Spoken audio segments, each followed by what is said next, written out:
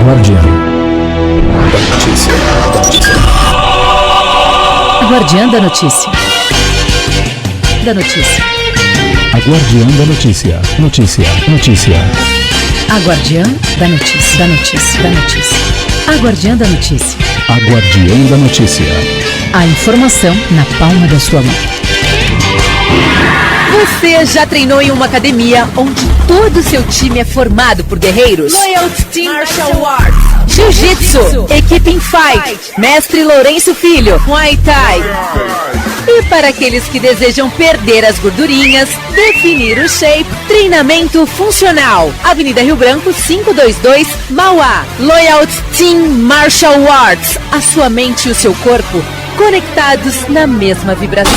A Guardiã da notícia. A Guardiã da notícia. A Guardiã da notícia. A Guardiã da notícia.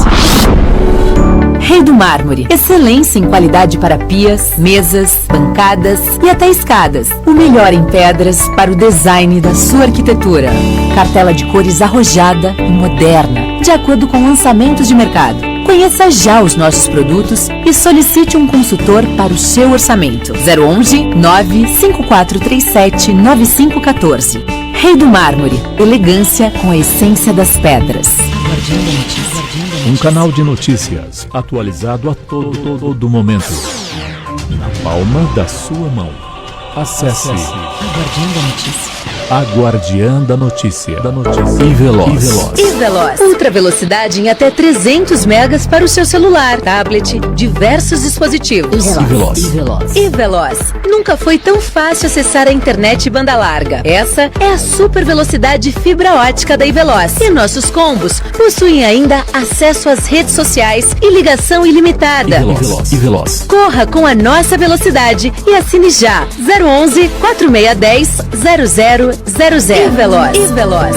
A sua conexão. Guardiã da notícia. Você já pensou como enfrentar períodos difíceis? Aprenda a mudar os seus hábitos. Inteligência emocional. Reprogramação de mindset. Com o especialista em neurociência e psicologia positiva, Rubens Barreto. Deep Learning Institute, para você encontrar a sua melhor versão. 011 97721 9483. Deep Learn Institute. Saúde e beleza no Espaço Estrela. Para seus cabelos, brilho das estrelas, reconstrução, hidratação e, é claro, a famosa escova. Especialista em tricologia dos cabelos. Agende já sua avaliação. 011 94933 1131. Rua das Figueiras, 2240. Bairro Jardim, em Santo André. Espaço Estrela. Saúde e beleza para os seus cabelos. E Veloz. Velocidade e estabilidade. A fibra ótica nunca esteve tão perto de você. E Veloz para a sua empresa. Link dedicado, link temporário, provedores e muito mais. Cobertura dinâmica e rede própria. E Veloz. 011 4610 0000. E Veloz. A sua conexão. Envelope seu veículo com qualidade e dê um visual diferenciado para ele. Pioneiro em carros particulares e carros para empresas. Saiba mais, confira agora mesmo. Personalização de carros é na Publisign. 011 3857 0002. Publisign, envelopamento automotivo. Confira agora mesmo. A Guardiã. Agora, Minuto Health Saúde.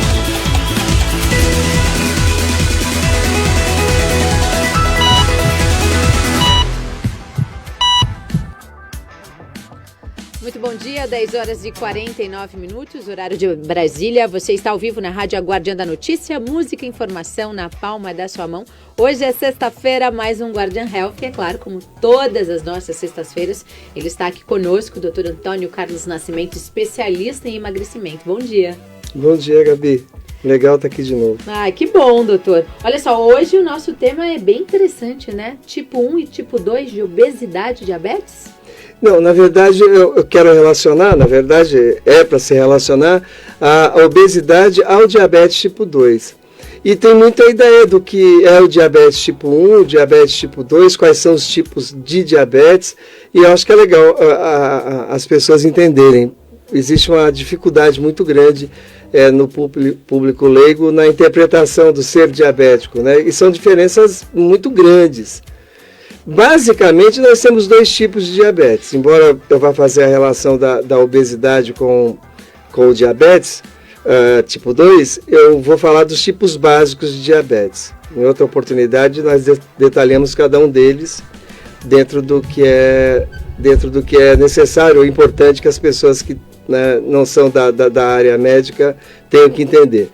O diabetes tipo 1, que nós chamamos de diabetes juvenil, habitualmente ele ocorre em pessoas abaixo dos 18 anos de idade, habitualmente, mas pode ocorrer até os 30 e até um pouco mais, existe uma linha de corte.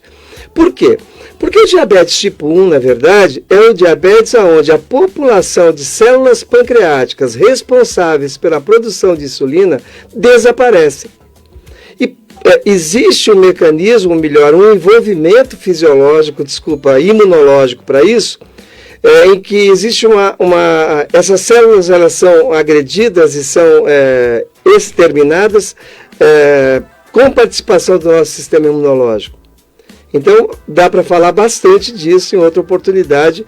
Eu só quero deixar anotado que o diabetes tipo 1 habitualmente ocorre abaixo dos 30 anos, mais frequentemente abaixo dos 18, até por isso nós chamamos de diabetes infanto-juvenil, mas como eu disse, pode ocorrer mais tarde. E toda a população de células pancreáticas produtoras do hormônio insulina, todas essas células são eliminadas. Então, nessa circunstância, habitualmente, o diabético, tipo 1, ele é tratado desde os primeiros momentos com insulina. Ainda que tenha algumas exceções, falamos em outra oportunidade. Então, não adianta eu dar um medicamento para aumentar a produção de insulina, onde eu não tenho quem a faça. Então, nessa circunstância, nós temos que utilizar a insulina. O diabetes tipo 1, então, ele é insulino dependente na origem, na base, quando inicia. Só cortando um pouquinho o seu assunto, o que significa borderline? É pré-diabético? O borderline, que nós chamamos de diabético borderline, primeiro que é um termo assim, algo equivocado, ele não existe na literatura médica.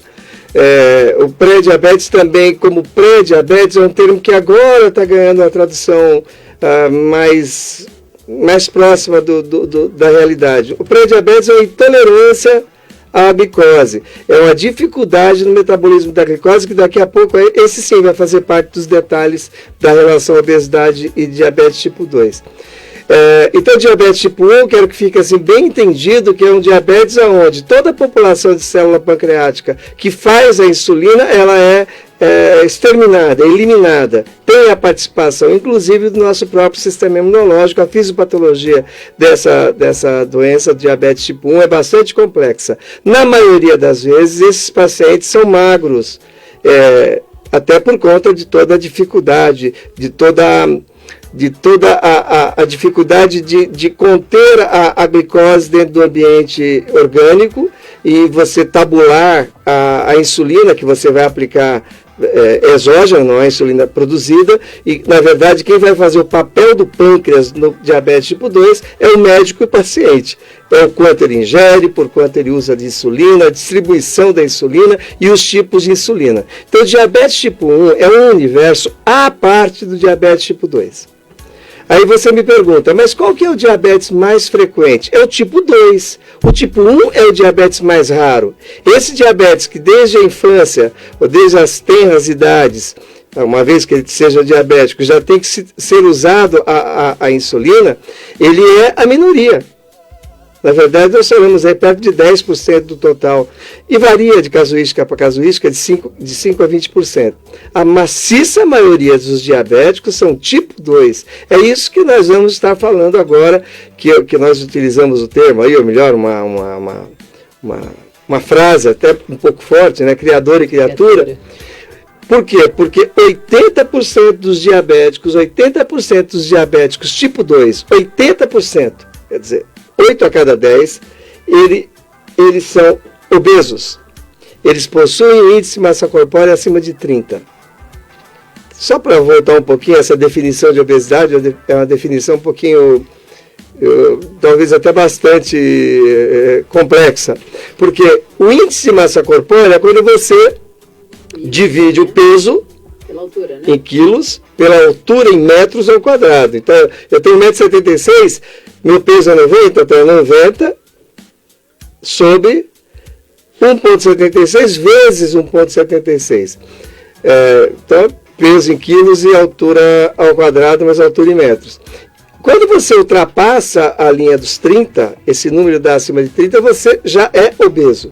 Então, para valorizar essa frase, a obesidade e diabetes tipo 2, criador e criatura, é justamente por isso. Porque existe uma linha evolutiva até que se desenvolva o diabetes, que passa pelo contexto da obesidade em si, que é o que nós vamos avaliar e balizar para o entendimento da nossa audiência. A questão toda é, a pergunta também, o diabetes tipo 2, eu conheço diabético tipo 2 que toma insulina sim, inclusive até bem pouco tempo, 60% dos diabéticos tipo 2, eles evoluiriam para a necessidade de insulina, que hoje a cobertura farmacológica ela é muito avançada e nós estamos modificando isso demais. Mas estamos modificando muito a necessidade do diabético tipo 2 no uso da insulina, muito pelo emagrecimento, muito pelo quanto esses medicamentos também nos apoiam, nos ajudam com relação ao emagrecimento. Então não é só o fato que os medicamentos para o diabetes tipo 2 melhoraram demais, melhoraram mesmo. E já vou explicar o diabetes tipo 2, a diferença básica para o diabético tipo 1. Mas esses medicamentos para o diabetes tipo 2, alguns deles, pelo menos 2, ajudam muito no emagrecimento. E isso já é uma circunstância muito favorável a melhorar as condições metabólicas em favor do melhor controle do diabetes.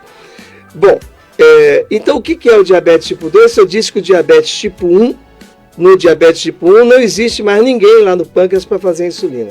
O diabetes tipo 2, a população pancreática de células que fazem insulina estão lá. Elas estão presentes, elas existem. E nessa situação, o que nós temos é uma insulina que às vezes é produzida numa quantidade muito maior do que seria se aquele paciente não fosse obeso. E essa quantidade de insulina, a despeito de ser, do ponto de vista de normalidade, muito acima do que seriam os níveis normais, ela não consegue entregar a glicose no destino que a glicose deve ter, que são as células, sejam musculares, sejam as células epiteliais, sejam as células de todo o universo orgânico. A insulina no obeso tem uma dificuldade muito grande de entregar a insulina dentro da célula. Eu vou explicar melhor agora. A glicose está circulante e a glicose não entra dentro das células, a não ser lá no cérebro, não entra dentro das células se não houver a insulina para fazer essa mediação. A insulina se liga à glicose, que nós absorvemos a partir do processo digestivo, mas também a partir da produção hepática. Nós temos o que nós chamamos de gliconeogênese ou glicogenólise, que é os depósitos de glicose, que são o glicogênio, que ficam lá no fígado. Nós, na necessidade, podemos quebrar e usar. E a glicose é capaz, o fígado é capaz também de fazer glicose a partir de outras estruturas. Nós falamos isso outro dia quando falamos da dieta sem carboidrato. Mas no entendimento prático, nós estamos falando daquela glicose que é absorvida a partir do processo digestivo, a partir da dieta que foi feita, seja qual ela tenha sido feita. Essa glicose ela não consegue entrar dentro da célula, a não ser dentro do cérebro. As células cerebrais não precisam da insulina para aceitar, para receber essa glicose, mas todas as células do nosso organismo precisam de insulina. É necessário. E no diabético tipo 2, a insulina tem, na maioria das vezes, numa quantidade, numa concentração muito alta, e ainda assim a insulina tem dificuldade para entregar na recepção da célula a glicose para que ela seja introduzida para dentro da célula e assim utilizada. E aí que a obesidade acaba atrapalhando demais. Por que o obeso tem tanta insulina e ainda assim os níveis de glicose tendem a ser mais altos? Por que que o obeso, apesar de ter às vezes 2, 3, 4 vezes mais concentração de insulina do que aquele paciente que não é obeso, ele não consegue manter, ou melhor, tende a ter uma elevação do nível de glicose? É aí que está o segredo do entendimento do porquê que existe um percentual de 80% de diabéticos tipo 2 que são obesos. Aí nós tivemos essa sacada aí de falar de criador e criatura. Porque assim, a obesidade é tudo. A gente imagina, ainda mais a mulher, ela está preocupada com o pneuzinho, está preocupada com o papinho, está preocupada... qualquer um, mesmo os homens, acabam tendo uma preocupação estética, porque faz sentido, né? Até não só estética como econômica. Agora a gente está perdendo as roupas e até bem poucos dias nem onde comprar nós estávamos tendo essa oportunidade. A gordura visceral é realmente a gordura que traz o prejuízo maior. É a gordura visceral que está mais relacionada, ou em 95% dos problemas relacionados à obesidade, de ordem especialmente cardiovascular, mas passando pelo metabolismo, se dão por conta do exagero dessa gordura dentro da barriga, dentro do abdômen, entre as vísceras e infiltrado em alguns órgãos, que é o caso do fígado gorduroso. Chamamos de esteatose hepática, que é um termo mais acadêmico para falar do fígado gorduroso. E até fazendo um parênteses, fígado gorduroso não tem nada a ver com... De vez em quando eu ouço até algum médico tentando explicar uma capa de gordura. Absolutamente, não tem nada a ver com a picanha. Ainda eu utilizo a coitada da picanha para fazer essa analogia. Não tem nada a ver. É uma gordura que está infiltrada, ela está distribuída pelos hepatócitos, está distribuída pelo fígado, ela está distribuída pelas células do fígado. Então, na verdade, é um fígado todo gorduroso, não é um fígado que tem uma capa. É um fígado infiltrado, as células hepáticas estão gordurosas, para traduzir um pouco disso. Mas essa gordura visceral, que inclui a gordura dentro do fígado também, essa gordura visceral, ela é extremamente mobilizável, muito facilmente mobilizável. É de lá que nós tiramos os primeiros recursos quando nós não temos um recurso alimentar. Então, se a pessoa obesa, de repente, se perdeu fazendo alguma exploração de floresta, está cheio de atividade nesse sentido, e está em jejum, ele não vai consumir a gordurinha de fora. A primeira gordura a ser utilizada é aquela visceral, em qualquer circunstância, inclusive nos jejuns que nós fazemos, nós mesmos, que não estejamos tão obesos assim, é essa gordura que é mobilizada. Você fala, que bom, né? Essa gordura ruim, e essa gordura ruim que a gente usa. Nós usamos a gordura que é para não ter. Ok, mas esse jogo de perder, de ceder a gordura e recompor a gordura, que é o nosso problema. Porque quando você utiliza essa gordura, existem vários... eu não vou chamar de lixo, né? Mas seria lixo metabólico, talvez seja até um termo... Mas é que alguns desses lixos, eles têm função metabólica também. É o exagero deles que nos traz prejuízo. Mas eu vou falar aqui de alguns ácidos graxos, que são componentes da gordura. Quando você tem esse metabolismo tão intenso do obeso, né, que ele fica algumas horas sem comer, nessas poucas horas sem comer, aquilo começa a ser utilizado. Essa utilização libera, eu vou dar o exemplo dos ácidos graxos, de alguns tipos de ácidos graxos, né, não são todos. E esses ácidos graxos, eles têm potencial de mecanicamente, para que seja entendido, é como se você quer entregar uma carta e o porteiro, antes do porteiro ter uma segurança que não deixa o carteiro chegar até... No meu tempo era carteiro, como que chama agora? Não deve ter muito isso, né? Sedex, propaganda da empresa. Alguma coisa assim, o correio, vai. Correio. A logística, para ficar menos... Então, olha, ele quer chegar até o porteiro, mas ele não consegue, porque tem um segurança antes. É como se esses ácidos graxos funcionassem como um segurança, que nós não queríamos que ele estivesse lá. Mas é tanta quantidade desses ácidos graxos existentes perante a circunstância de ter uma quantidade muito grande de gordura dentro do abdômen, que é o caso dos obesos, é tanta que a insulina chega com a glicose, agarrada na glicose, para encostar e entregar para o porteiro, e tem um segurança lá, que é esse ácido, insegurança, né? Tem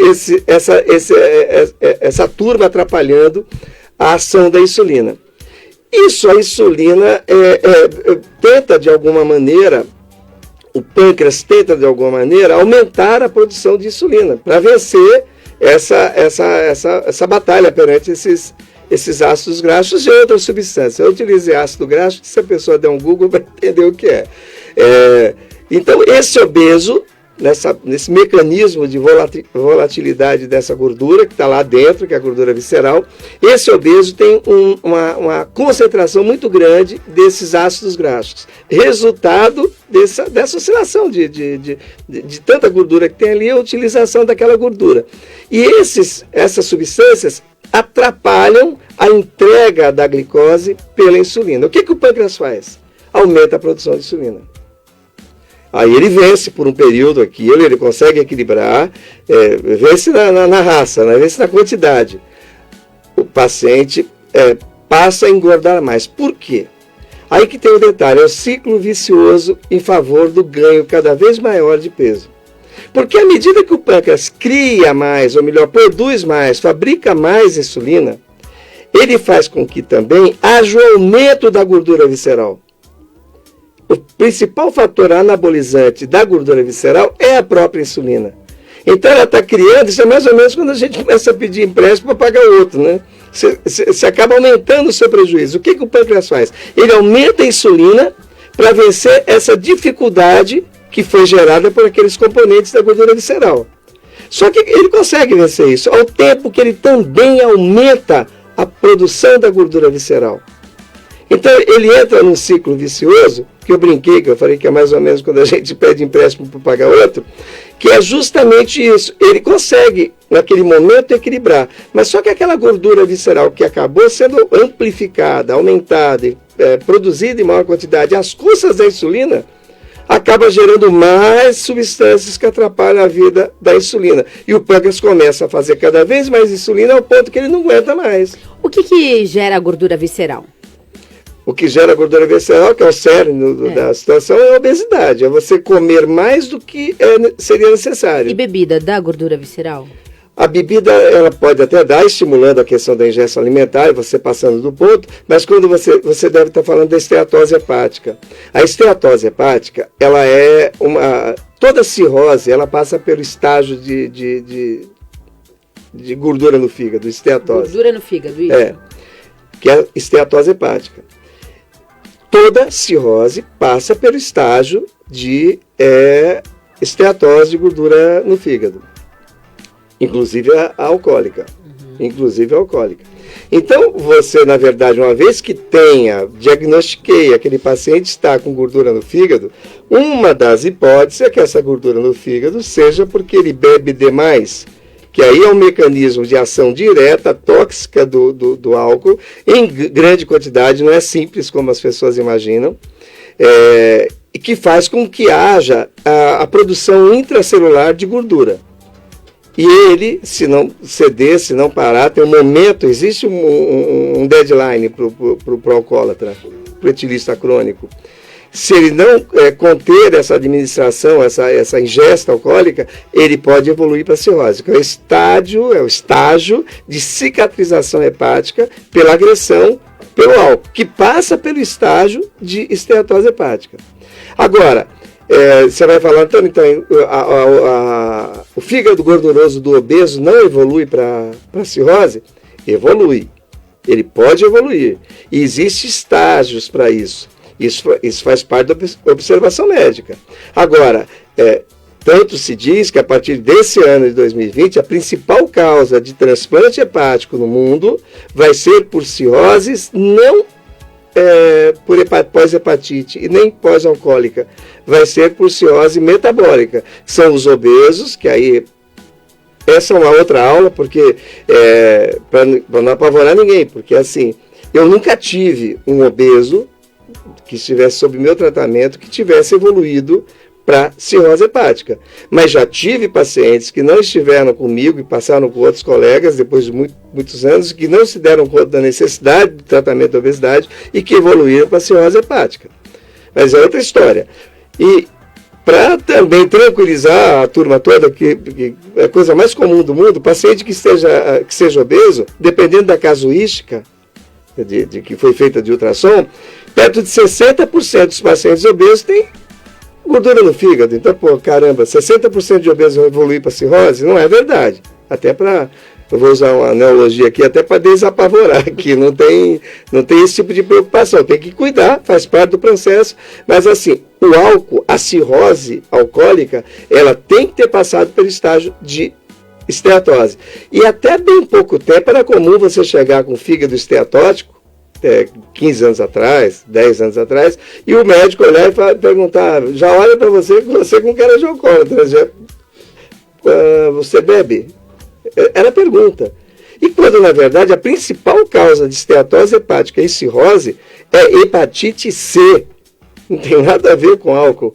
Aí o álcool, na verdade, hoje aparece em terceiro lugar, porque o segundo já é a cirrose metabólica. Só para voltar, então, a principal causa de cirrose é hepatite C, passando pelo estágio de esteatose hepática, estágio de fígado gorduroso. A segunda já é o fígado gorduroso do paciente obeso. E a terceira, que é do álcool. Não estou defendendo os alcoólatras aqui, eu só estou dizendo que não é o fato de nós estarmos com fígado gorduroso que tem uma relação tão direta, ou que seja a questão de estar bebendo demais. Mas voltando. Uma vez que o pâncreas deu o que tinha que dar e não consegue mais vencer, mesmo com a quantidade absurda que ele faz de insulina, ele começa a exaurir.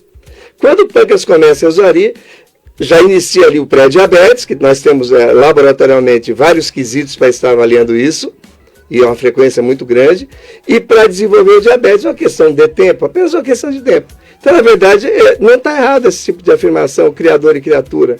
Já que 80% dos diabéticos tipo 2 são obesos, se não o fossem, muito provavelmente a maciça maioria não seria diabético.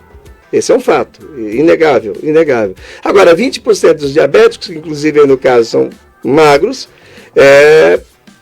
teriam diabetes tipo 2, independentemente de ser obeso ou não. Tem essa questão também. Eu acho que assim, para falar da relação da obesidade para o diabetes, é essa. Agora, tem um estágio de coisas, do ponto de vista laboratorial e clínico, que é o que nós chamamos de pré-diabetes. Existem critérios para que nós possamos afirmar, olha, você é pré-diabético. E às vezes a pessoa se conforta. Graças a Deus eu não sou diabético ainda. Olha, é pouquinho perto do que as pessoas pensam. Porque, na verdade, as coisas ruins que o diabetes traz, o pré-diabetes também. Ele só gasta um pouquinho mais de tempo. Então, o pré-diabético ele já é mais propenso a desenvolver doença coronariana, ele já é mais propenso a desenvolver doenças vasculares, que envolvem, inclusive, impotência, ou déficit de ereção, que já devia ser dado importância já no prefácio do diabetes, que é esse tal de pré-diabetes. A pessoa pode ficar pré-diabetes uma vida inteira, mas ele não está protegido, porque o pré-diabetes, o problema de ordem metabólica do pré-diabetes, ele só precisa de mais tempo para estabelecer as mesmas coisas ruins que o diabetes desenvolve. Então você, graças a Deus, só pré-diabetes. Não, meu pai só tinha pré-diabetes. Não, filho. Pré-diabetes, mas ele nunca desenvolveu, pode nunca desenvolver, sob os preceitos laboratoriais, o diabetes propriamente dito, com as faixas de variação glicêmica, insulinêmica, essa coisa toda. Mas o pré-diabetes, que é conceitualmente bem definido, não vou ficar dando número aqui, o médico sabe estabelecer bem isso, ele tem, sob a avaliação clínica, tanta importância quanto o diabetes. A única coisa que o pré-diabetes precisa é de um pouco mais de tempo para poder trazer os transtornos que o diabetes tipo 2 possui. A outra pergunta que é muito comum, se o diabetes tipo 1 é pior do que o diabetes tipo 2. Ele porque primeiro que ele alcança o indivíduo numa idade muito tenra. E às vezes na infância, eu lembro que quando eu parei de fazer, porque eu fiz na época de endocrinologia, não tem essa história de endócrino, pediatra, endócrino, você fazia tudo, né? Tanto é que a minha tese foi com hipotireoidismo congênito. Eminentemente infantil, né? A minha tese de doutorado. Deixa eu aproveitando de perguntar, a obesidade infantil tem correlação também com a diabetes? Ela dá diabetes? Não, precocemente não. Mas nós temos uma variante de diabetes, que eu não quero entrar nas variantes, né? Mas o diabetes tipo 2, ele pode acometer pessoas bem mais jovens. Por exemplo, qual a idade? Na adolescência? Não, na pré-adolescência ele já pode desenvolver intolerância, que nós chamamos de pré-diabetes. Que é o tal que falaram que é o borderline, que não é. Que é o borderline, exatamente. Que então, é confuso, né? Porque tem uma síndrome de borderline também, aí a pessoa não sabe o que ela tem. Chega lá com... Não, porque isso aí é questão de conceito só, não é exatamente porque existe algo que o outro não sabe. Estão falando a mesma coisa do mesmo processo. Tá. E o mesmo processo, às vezes, tem caminhos distintos, dependendo da idade que ocorre, qual que é a conduta. Você veja, uma criança, ela pode desenvolver, do ponto de vista laboratorial, um pré-diabetes. É claro que isso já se projeta um diabetes futuro e precoce, inclusive. Do tipo 2, sim, do tipo 2.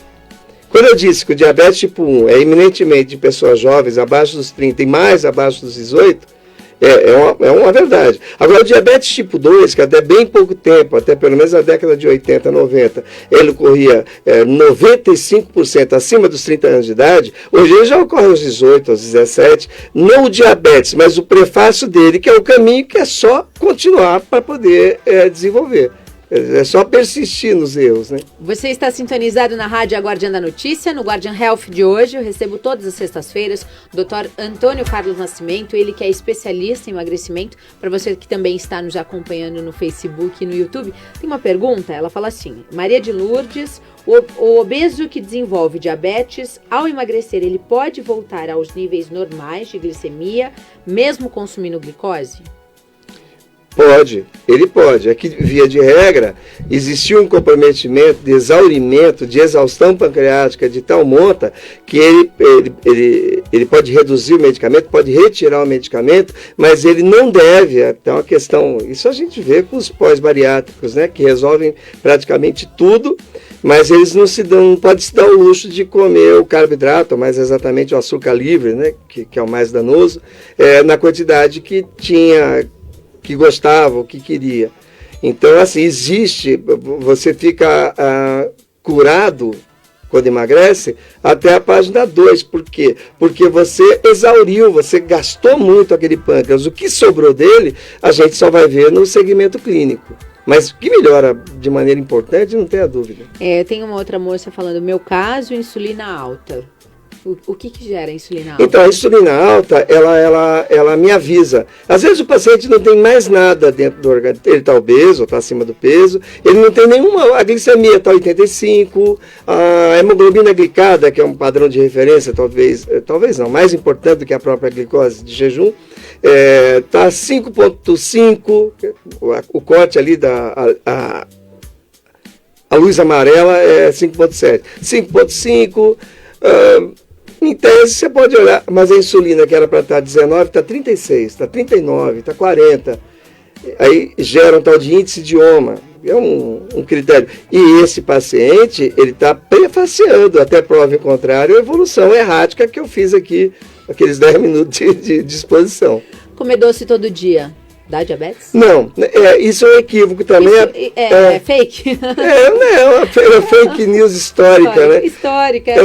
É claro que se o paciente ele tem, porque eu não conceituei aqui a questão da predisposição genética. Existe isso em vários aspectos, inclusive epigenética, que é mais complexo ainda, mas seguramente é mais importante. Mas isso é outro papo. Isso é legal falar só sobre isso, porque tem que fica para sexta que vem. Criar um modelo de explicação que seja acessível, né? Da epigenética. Mas existe essa questão, sim, de você tendenciosamente já tinha defeito ali. e você começa a expor o teu organismo demais a cargas muito grandes de glicose, você vai precipitar algo que ia acontecer daqui a 1, 2 ou 10 ou pouco mais de anos, e você precipita agora, porque o teu pâncreas já tinha dias contados para ter força para fazer insulina. Mas aquele paciente que gosta muito de doce, mas tem a vida ativa, não evolui, não tem os mesmos defeitos que levam à obesidade, esse paciente, em tese, pode comer da maneira que ele quiser, não tem nenhuma... Vai ficar diabético. Disse que, eu estou estudando muito agora a teoria da evolução, né, que estou fazendo um artigo sobre isso, mas disse que nós, Homo sapiens, lá no prefácio nosso, logo que a gente saiu de Erectus para... Né, Erectus tem várias... Tem mais 10 aulas. Dá mais 10 aulas aqui. Mas ali nós produzíamos, hoje nós produzimos em um dia o que aquele homem... vamos para as cavernas, que é um pouquinho antes. Produzia numa vida inteira. A carga de glicose livre, de açúcar livre que nós entregamos para o nosso organismo é extremamente alta quando nós comparamos os nossos ancestrais. Por quê? Porque hoje eles não tinham os artigos refinados que nós temos hoje, por exemplo, as farinhas, eles não tinham as compotas, eles não tinham açúcar livre para a gente jogar dentro do que a gente quiser. Eles comiam planta, mato. Mas olha... Uma vida muito mais saudável, você concorda? Eu morei uns anos no Rio, eu vou usar o termo. Eu discordo. Eu vou te falar, eu estou discordando, eu vou discordar porque eu vou te explicar. Quando você vai, por exemplo, do Homo habilis, do homem habilidoso, que foi o primeiro, que tinha média altura, lá, estamos 2 milhões de anos atrás. Ele tinha um cérebro tamanho X. O Erectus, que é na linha para chegar em nós, já tinha quase o dobro do cérebro. E quando você vai evoluindo, você vai vendo que o cérebro vai aumentando. E o que se relaciona com isso? É o advento da facilitação à ingesta alimentar. Alguns, inclusive, relacionam com a carne, com a proteína, que nós passamos a consumir em maior quantidade. Outros relacionam com a descoberta do fogo, que nós passamos a cozinhar e ter maior facilidade. E isso tem a justificativa. Por quê? Porque a nossa arcada dentária passou a diminuir. Se passou a diminuir é porque os alimentos passaram a ficar mais tenros. E não tinha naquela época a agropecuária para nós... Olha, deles, não. Eles passaram a cozinhar os alimentos. Então o fogo tem uma interferência muito grande. Então a quantidade de comida também fez com que nós tivéssemos um aumento do cérebro. Nós pagamos caro hoje essa capacidade de comer, mas que teve importância na nossa evolução, não tem dúvida nenhuma. Tem uma pergunta da Maria de Lourdes, vai ser a última. Lembrando que daqui a pouquinho, hoje é sexta-feira, tem Sexta com Vinhos, viu, gente? Por que os medicamentos derivados de GLP-1 não são os de escolha para início de tratamento de diabetes? Não, isso é verdade. Primeiro porque é caro demais, né? É um medicamento extremamente caro. Não tem nenhum medicamento nesse nível hoje tão caro quanto... nenhum medicamento para tratamento de diabetes tão caro quanto o GLP-1. Victoza, Saxenda, Trulicide, o próprio Ozempic agora... e outros que já fizeram ensaio, mas não conseguiram se estabelecer, são extremamente caros. Isso para o diabetes tipo 2. Para o diabetes tipo 1, por enquanto, realmente não tem indicação. Esses medicamentos não têm indicação formal. Mas já existem agora protocolos, mesmo do Diabetes Care, do Diabetes Association, que Diabetes Care é o nome da revista, já sai embolando tudo, né? Que colocam assim o GLP-1 na ponta. Mas hoje nós temos muita metformina, a associação de metformina com GLP-1, onde é possível fazer esse tipo de associação, que tem a cobertura ou de planos de seguradora ou de público.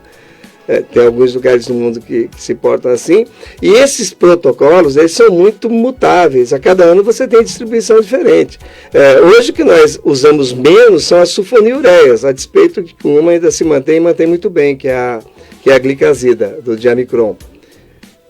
Diamicron é o nome comercial. Mas assim, eles não estão em segunda ou terceira escolha. Depende do protocolo, mas nós já temos o GLP-1 junto com a metformina em primeira escolha em alguns protocolos. Vou distribuir aqui, dá para ficar falando de bastante coisa, né? Muito bem, doutor Antônio Carlos Nascimento, todas as sextas conosco aqui no Guardian Health, hoje falando sobre criador e criatura. Eu gostei desse nome, viu? Obesidade com correlação com a diabetes tipo 2. Você que está ao vivo conosco aqui pela Rádio Guardiã da Notícia e também pelo Facebook. Suas considerações finais, doutor, porque daqui a pouquinho a gente quer saber qual vinho a gente vai tomar nesse final de semana, qual vai ser a aula que a gente vai receber hoje. Isso é bom também. Não, acho que é isso, as pessoas darem importância, eu acho que ficou aqui bem explícito que o pré-diabetes, você pode se manter com pré-diabetes muito tempo e nem por isso você está protegido. O pré-diabetes ou a intolerância à glicose, é uma questão de nomenclatura, ela só precisa de mais tempo para trazer o prejuízo que o diabetes tipo 2 trará, mas você não está protegido, você tem que se livrar dessa condição também e cuidar dessa condição também. E o diabetes tipo 2 e o pré-diabetes, ou que seja intolerância à glicose, essa ligação tão explícita que tem com a obesidade, eu acho que nós temos que dar essa importância, não só nós, eu, endocrinologista, você que está com peso acima, todas as pessoas, porque é uma questão de saúde pública brutal. Muito bem, doutor Antônio Carlos Nascimento, aqui no Guardian Health. A gente fica por aqui, vai para um breve intervalo, a gente encerra essa live no Facebook e daqui a pouquinho a gente volta com o nosso Guardian Gourmet. Hoje é sexta com vinhos, já deu até água na boca, não sai daí não. Migra para o nosso site, aguardiandanoticia.com.br. Você deixou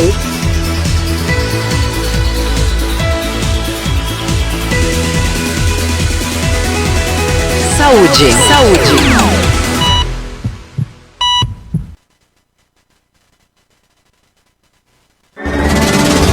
Oferecimento. E Veloz, a sua conexão.